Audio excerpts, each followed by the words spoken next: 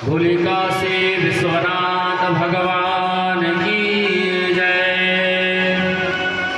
हर हर महादेव।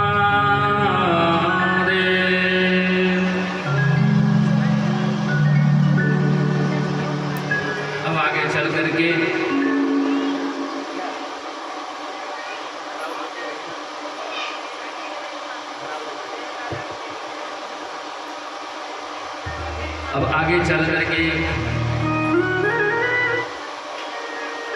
भगवान शंकर ने माता पार्वती की बात मान लिया। तारकासुर का प्रसंग आता है कि तारकासुर ने देवताओं को प्रताड़ित कर दिया। नारद जी महाराज पूछते हैं पिता ब्रह्मा से कि हे ब्रह्मदेव, एक तारकासुर कौन था? तो ब्रह्मा जी कहते हैं कि एक कश्यप ऋषि की पत्नी का नाम था दिति।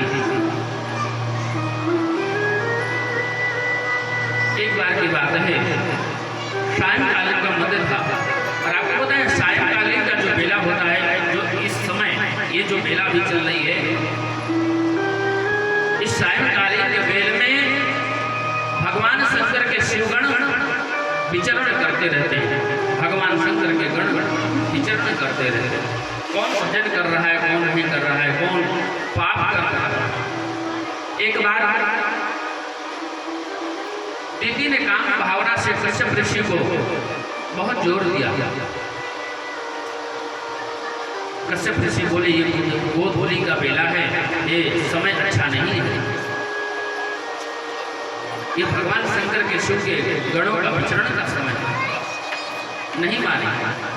दिति के आगे कश्यप ऋषि दुराकर के आगे झुक गए। परिणाम हुआ,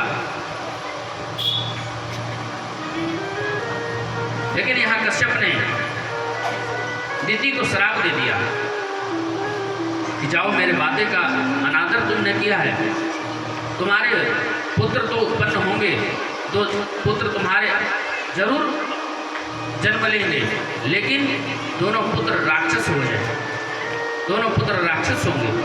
दिति ने क्षमा याचना की, नहीं मुझे राक्षस पुत्र नहीं चाहिए, मुझे तो सुंदर पुत्र चाहिए। तो कहा कि ठीक है, कोई बात नहीं, अब तो राक्षस पुत्र तो उत्पन्न होंगे ही, लेकिन तुम्हारे उसी कुल में पौत्र जो होगा बहुत शीलवान, यशस्वी, तेजस्वी होगा, नाम होगा बजरांग। उससे पहले बोले एक पुत्र और होगा जिसका नाम होगा प्रहलाद। भागवत जी में वर्णन आता है, लेकिन यहाँ पर दो पुत्र उत्पन्न हुए। एक पुत्र का नाम हिरण्याक्ष और एक का नाम हिरण्यकश्यप। तो नरसिंह भगवान ने तो हिरण्यकश्यप को मार दिया और वाराह भगवान हिरण्याक्ष का उद्धार किया। तो एक बार दिति ने कश्यप जी से पुनः याचना करी कि कोई ऐसा सुंदर पुत्र उत्पन्न हो,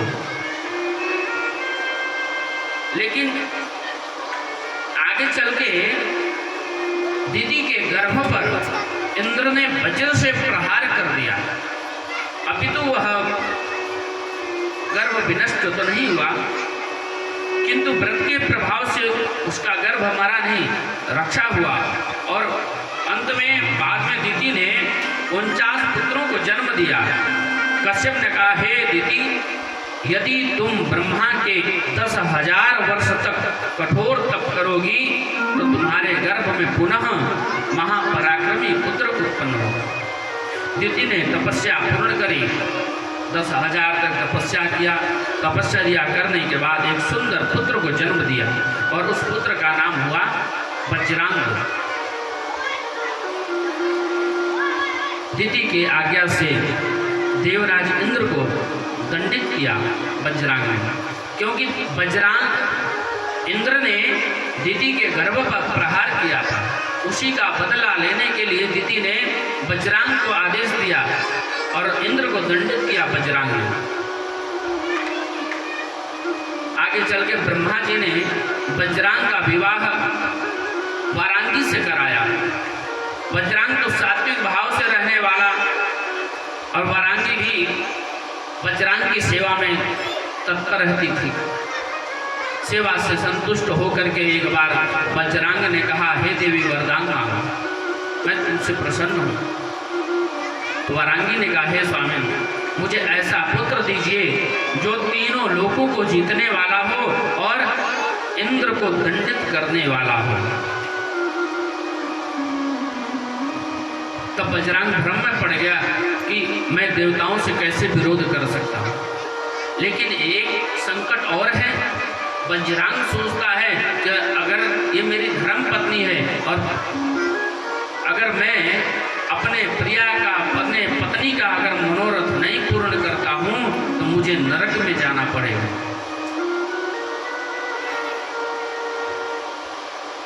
जो पति अगर अपने पत्नी की सच्चा कार्य, अगर अच्छा कार्य हो, अगर उसे नहीं मानता है, नहीं करता है, तो अवश्य ही निश्चित है उसे नरक में जाना पड़ता है।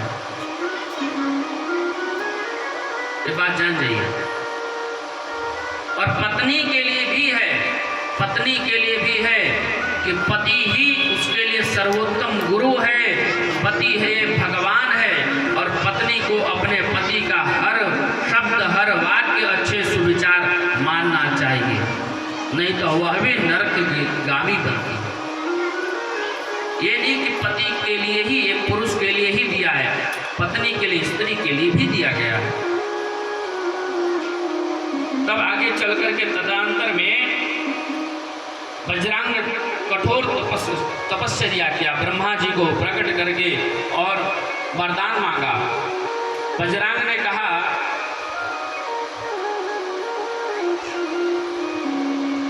और आगे चल के वारांगी ने गर्भ धारण किया। बहुत समय बीतने पर वारांगी ने विशालकाय महाबलवान पुत्र को उत्पन्न किया और जिसका नाम तारक रखा। प्रजापति कश्यप ने विचार करके उसका नाम तारक रखा। तारक ने मधुवन में जाकर के और खड़े होकर के 100 वर्षों तक तपस्या की ब्रह्मा जी को प्रसन्न करने के लिए। फिर पैर के एक अंगूठे पर 100 वर्ष तपस्या किया। फिर 100 वर्ष जल पी करके तपस्या किया। फिर आगे 100 वर्ष वायु पी करके, फिर जल में खड़े रह करके तपस्या किया 100 वर्ष।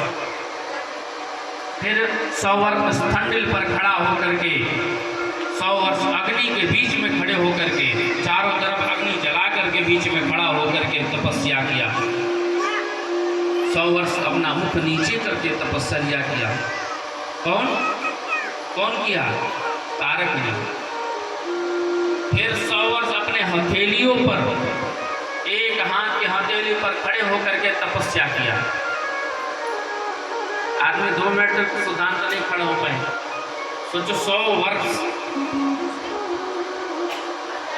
तारक ने कहा, तब ब्रह्मा जी जब प्रकट हो गए तब ब्रह्मा जी से कहता तारक, शिव वीर्य समुत्पन्ना